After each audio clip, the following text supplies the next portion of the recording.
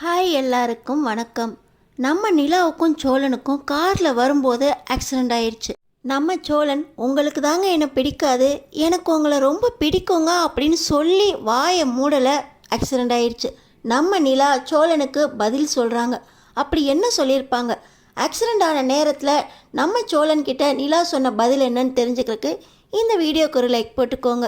So பார்த்தீங்கன்னா நம்ம நிலா சோழனோட போய் சந்தா வீட்டில் சேரன் அண்ணாக்காக பொண்ணு கேட்கணும் அப்படின்னு முடிவு பண்ணியிருக்காங்க. நீங்கள் என்னங்க டக்கு டக்குன்னு முடிவு எடுக்கிறீங்க? சேரன் அண்ணாக்கு கல்யாணம் ஆகி சந்தாவும் பாண்டி கல்யாணம் ஆகி வானதியும் வீட்டுக்கு வந்துட்டா என்னை கழட்டி விட்டுட்டு அப்படியே நீங்கள் உங்கள் வேலையை பார்த்துட்டு போகலான்னு முடிவு பண்ணிட்டீங்களோ?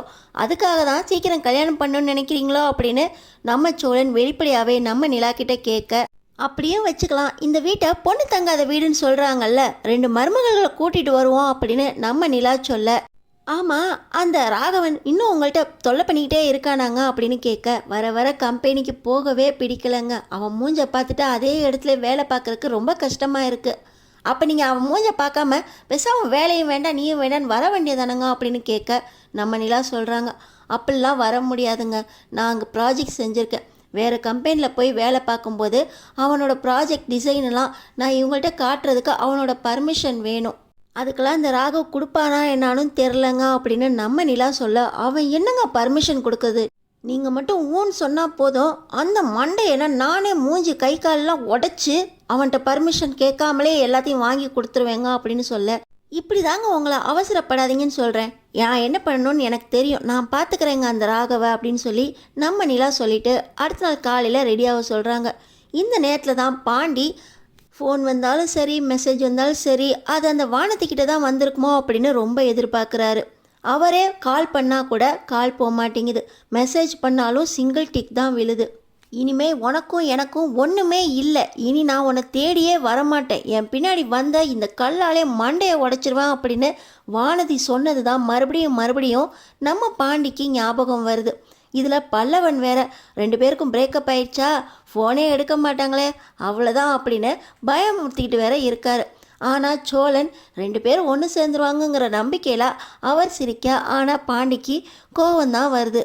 நம்ம பாண்டி தனியாக போய் நின்றுக்கிட்டு ஃபோனை பார்க்குறதும் கால் பண்ணி பார்க்குறதும் மெசேஜ் பண்ணுறதும் இப்படியே இருக்கிறத நம்ம நிலா பார்த்துடுறாங்க.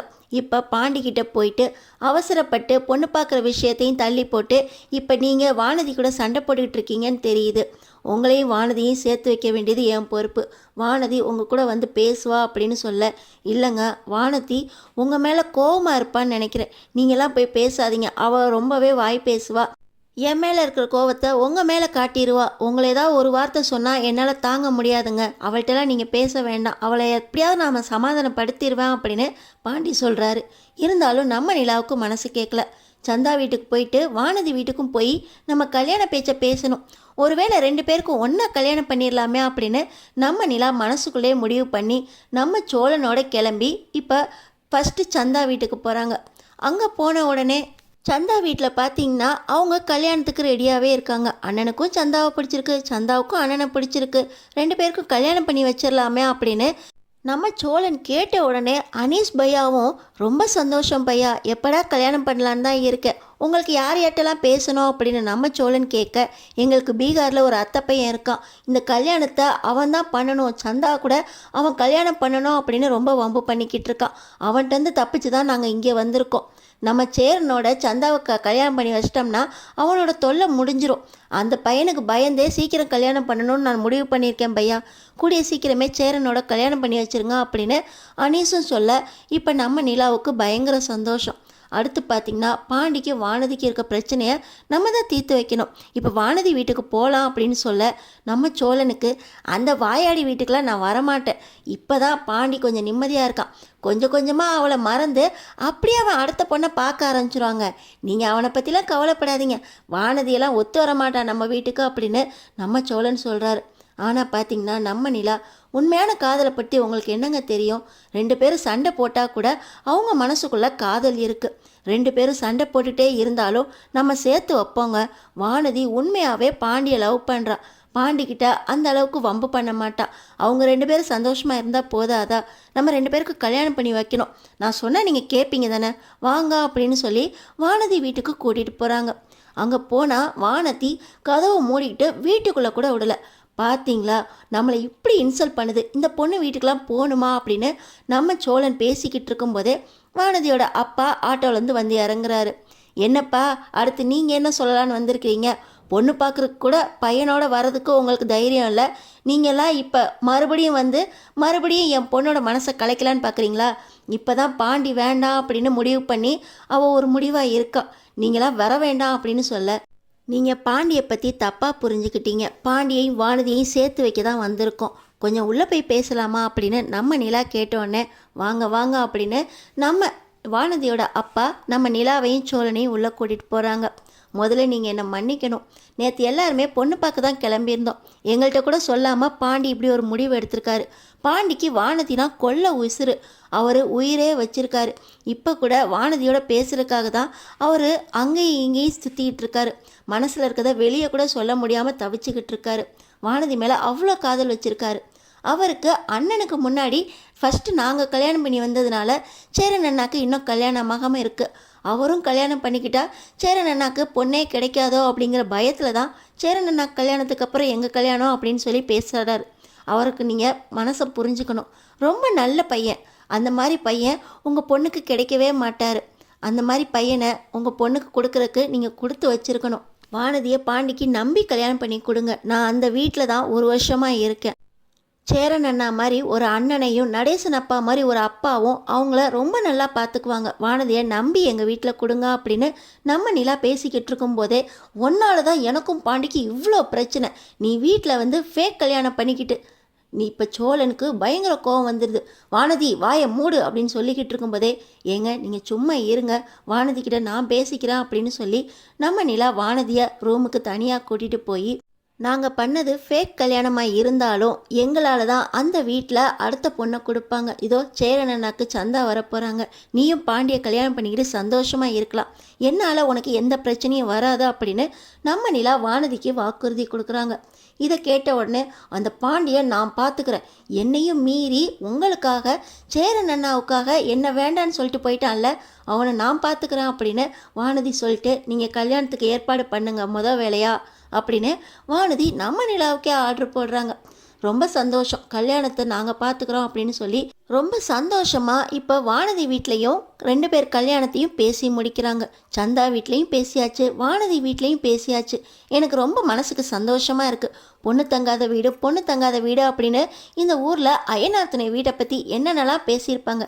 இப்போ பாருங்கள், எல்லாருமே வந்திருக்கோம். எல்லாமே நீங்கள் வந்த நேரம் தாங்க அப்படின்னு நம்ம சோழன் ரொம்ப சந்தோஷமாக இருக்க. சரி வாங்க, நம்ம வெளியே போய் ஏதாவது சாப்பிட்டுட்டு அப்புறமா வீட்டுக்கு போகலாம் அப்படின்னு நம்ம நிலா சொன்னோன்னே, என் கூட வெளியே வரீங்களா அப்படின்னு நம்ம சோழன் ஒரு நல்ல ரெஸ்டாரண்ட்டாக பார்த்து நிறுத்துறதுக்காக போகிறாரு. நம்ம நிலா வானதி வீட்டில் நம்ம கல்யாணத்தை பற்றி சொன்னோடனே, என்னை பற்றி பேசினோடனே உங்களுக்கு ஏங்க அவ்வளோ கோவம் வருது அப்படின்னு சொல்கிறாங்க. நான் ஏற்கனவே சொல்லியிருக்கேனேங்க, ராகவன் யாருனே தெரியாதப்பே உங்களை அவர் திட்டாருன்னு உங்கள் கம்பெனியில் சண்டை போட்டேன். உங்களுக்காக என் குடும்பத்தையே விட்டு தரதுக்கு நான் ரெடியாக இருக்கேங்க. உங்களுக்கு ஒன்றுனா நான் ஒன்றும் சும்மா விட்டுற மாட்டேன். இவங்களை பற்றி ஒரு வார்த்தை யாரும் தப்பாக பேசிடக்கூடாது. அந்த வானத்தையே வேண்டான்னு சொல்லிக்கிட்டு இருக்கேன், அவள்கிட்ட போய் நீங்கள் கெஞ்சிக்கிட்டு இருக்கீங்க. அவளாம் பேசக்கூடாதுங்க அப்படின்னு சொல்ல, அடுத்து பாண்டிய கல்யாணம் பண்ணிக்க போகிற பொண்ணு நீங்கள் தப்பாக பேசக்கூடாது அப்படின்னு சொல்ல, யாராக இருந்தாலும் சரிங்க, எல்லாருமே உங்களுக்கு அப்புறம்தான். நீங்கள் தான் எனக்கு ரொம்ப பிடிக்குங்க, உங்களுக்கு தான் என்னை பிடிக்க மாட்டேங்குதா அப்படின்னு பேசிக்கிட்டே வராங்க. அந்த நேரத்தில் தான் பார்த்தீங்கன்னா கார்லேருந்து எதிர்ப்புறமாக ஒரு லாரி டம்முன்னு இடிக்குது. நம்ம சோழன் இப்போ தான் சொன்னார், உங்களை எனக்கு ரொம்ப பிடிக்குங்க, உங்கள் வாயிலேருந்து ஒரு வார்த்தை பிடிக்கும்னு வர வார்த்தைக்காக தான் காத்துக்கிட்டு இருக்கேன் அப்படின்னு சொல்லி வாயை மூடலை. காரில் இடிக்க நம்ம சோழன் முகத்தில் இருக்க ரத்தத்தை பார்த்து நம்ம நிலாவுக்கு அதிர்ச்சி ஆயிடுது. நம்ம நிலாவும் முன்னாடி இருக்க கண்ணாடியில் போய் மோத நம்ம நிலாவுக்கும் செம காயம். எனக்கும் உங்களை பிடிக்கும்னு சொல்ல ஆசையாக இருக்குது சோழன், நம்மளுக்கு இந்த நேரத்தில் ஆயிடுச்சே அப்படின்னு அவங்க பேசிக்கிட்டு இருக்கும்போது தான் இந்த ஆக்சிடெண்ட்டுக்கு யார் காரணமாக இருப்பா அப்படின்னு இன்னொரு பக்கம் யோசிக்க வேண்டியிருக்கு. இன்னொரு பக்கம் பார்த்திங்கன்னா அந்த ராகவ் ரொம்ப குடி போதையில் இருக்கார். நீ அவனுக்காக இன்றைக்கி ஆஃபீஸ்க்கு கூட வரல, பொங்கல் அன்னைக்கு என் வாழ்த்தை கூட ஏற்காம என்ன அந்த பேச்சு பேசின நீ. ஆனால் உன் மேலே எனக்கு கோவமே வரமாட்டேங்குது நிலா, நீ எனக்கு வேணும் அப்படின்னு குடி போதையில் உளறிக்கிட்டு இருக்கும்போதே ராகவுக்காக வேலை செய்கிற அந்த லாரி உரிமையாளர் வராரு. இப்போ லாரி உரிமையாளர், என்ன நீங்கள் இவ்வளோ புலம்பிக்கிட்டு இருக்கீங்க, போதையில் இப்படிலாம் உளரக்கூடாதே, என்னாச்சு உங்களுக்கு அப்படின்னு கேட்க, இந்த மாதிரி கம்பெனியில் ஒரு பொண்ணை நான் விரும்புகிறேன், ஆனால் அவள் இன்னொருத்தன் பேச்சை கேட்டுக்கிட்டு என் கூட என்னை மதிக்கவே மாட்டேங்கிறா அப்படி இந்த ராகவ் அரை போதையில் காதல் மயக்கத்தில் அந்த லாரி டிரைவர் கிட்ட சொல்ல, உங்களுக்காக எதுவும் செய்வேன், இப்போ சொல்லுங்கள் அந்த பொண்ணையும் அந்த பயலையும் அடித்து தூக்கிறேன் அப்படின்னு சொல்ல, ஆஹா அதுதான் நடக்க மாட்டேங்குது, அது நடக்கணுமே அப்படின்னு இந்த ராகவ் போதையில் அப்படியே சொல்லிட்டு மயங்கி விழ, அவ்வளவுதானே, அந்த பொண்ணோட ஃபோன் நம்பர் மட்டும் எடுங்க அப்படின்னு சொல்லி அந்த ஃபோன் நம்பரை வச்சு அட்ரஸையும் கண்டுபிடிச்சி அந்த காரை வச்சு இப்போ அந்த லாரி டிரைவர் நம்ம நிலாவும் சோழனும் வந்த காரை இடிச்சிருக்கான். நம்ம நிலா ஒரு பக்கம் சந்தோஷமாக 2 பேருக்கும் சம்மந்தம் பேசி முடிச்சுட்டு வர, இன்னொரு பக்கம் ஆஃபீஸ்க்கு கூட வர முடியலையா அப்படின்னு போதையில் இருக்கிற ராகவ பேச்சை கேட்டு அந்த லாரி டிரைவர் நம்ம நிலா சோழனுக்கு ஆக்சிடெண்ட் ஒன்று பண்ணிட்டான். உங்களுக்கு தாங்க என்னை பிடிக்காது, எனக்கு உங்களை ரொம்ப பிடிக்கும் அப்படின்னு நம்ம சோழன் அந்த வார்த்தையை திரும்ப திரும்ப சொல்ல, நம்ம நிலா எனக்கும் உங்களை பிடிக்கும் அப்படின்னு எந்த நேரத்தில் சொல்கிறாங்க பார்த்தீங்களா? இந்த வார்த்தை நம்ம சோழன் காதில் விழுந்திருக்குமா? இந்த ஒரு வார்த்தை மட்டும் நம்ம சோழன் காதில் விழுந்தா கண்டிப்பாக நம்ம சோழன் நிலாவை அந்த நேரத்தில் கூட விடமாட்டார். நம்ம சோழனும் நிலாவும் இந்த நேரத்துலையாவது அவங்க மனசில் இருக்க காதலை சொல்லி ஒன்று சேர்ந்துருக்காங்களே, இதுவாறு சந்தோஷம் அப்படின்னு நினைக்கிறவங்க நம்ம சேனலுக்கு சப்ஸ்கிரைப் பண்ணி அடுத்து நம்ம சோழனோட நிலாவுக்கும் என்ன நடக்க போகுது அப்படின்னு தெரிஞ்சுக்கிறதுக்கு தொடர்ந்து பாருங்கள்.